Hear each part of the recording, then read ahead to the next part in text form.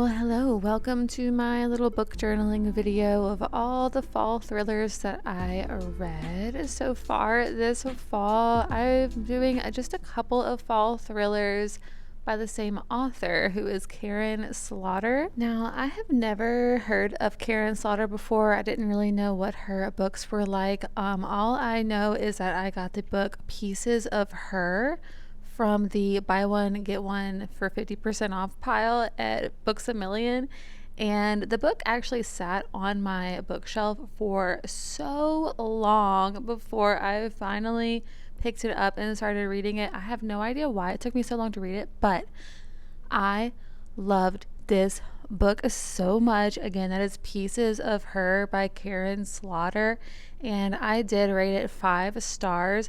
This is the very first book that I've ever read by Karin Slaughter, and I think it was really good. I was so drawn in from the very first page of the book. I sat down and read 52 pages straight, and that's not really like me. I know some people can read like an entire book in one sitting, but I've never done that. Maybe I'll do some sort of a reading challenge where I try to read an entire book in one sitting, but for this book though, I could not put it down, and I could tell it was going to be good by the very first page. So this book is a crime thriller, kind of mystery and suspense book.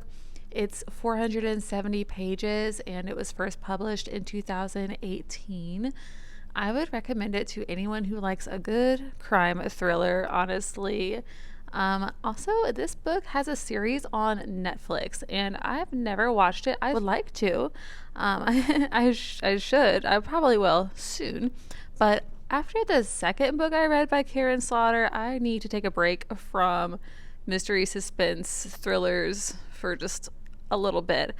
The second book that I read was very intense, but back to this book. The reason why Pieces of Her stood out to me so much was because it was very refreshing and surprising to read a book with such well-rounded characters straight from the beginning. I love the way the author shows many pieces of each character's personality by simply showing it and not like explaining characters like other books do.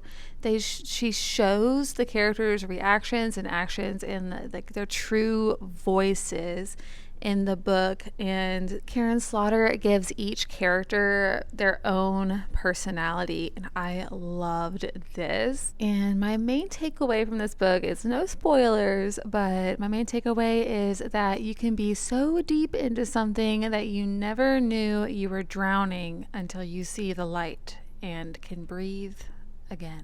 And now for my little mini review on Pretty Girls. Man, did I wish someone warned me about the book Pretty Girls by Karin Slaughter. My goodness, here is my warning to you. How about that? So Pretty Girls is a thriller, mystery, and suspense novel. It is 394 pages, and it was published in 2015. I thought the book was extremely well written. The author is so good, and it was just as good as Pieces of Her, but I did only rate it 4 stars because of the subject matter. It was extremely difficult for me to read. The first few pages should have warned me, but I chose to keep reading. It was very challenging because of the repetitive and extremely gruesome visuals. Honestly, I do regret reading this book despite how good it was. I would not recommend it to anyone faint of heart, any women, or anyone with close female friends or family members. This applies to men too, but it centers around, quote, pretty girls, unquote. Now, I don't want to spoil anything, but if you want to Google like what kind of gruesome scenes are in this book, go ahead and Google it. with a warning. This book follows the story of two women who are sisters, and their missing sister who's been missing for, I think, around 19 years, and how her disappearance might be linked to a current missing girl case. It gets very, very intense, especially when you know what it's like to walk around looking over your shoulder all the time, just worrying that you might get abducted or kidnapped, whatever, brought to someone's place and have terrible, terrible things done to you. It was very hard for me to read.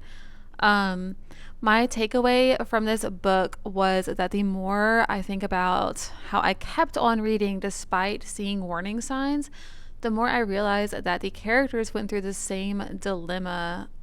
Did they really want to know the details of their sister's disappearance? That was sort of the whole theme from the beginning. They were sort of wondering, like, wait, do I really want to know? Because I cannot unsee it if I find out something terrible happened to her. And I cannot unsee what happened in this book. That's why I regret reading it. It was so gruesome. So many visuals, and if you are sensitive to visuals, don't read the book. Even though it was good, but my goodness. Yes, it might leave the characters with visuals they did not want of their sister who disappeared, or it could drive you mad.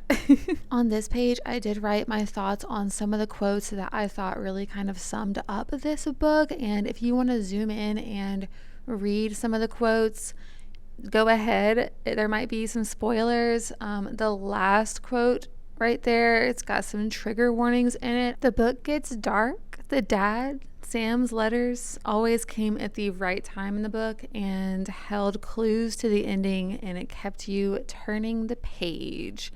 That's sort of my little summary.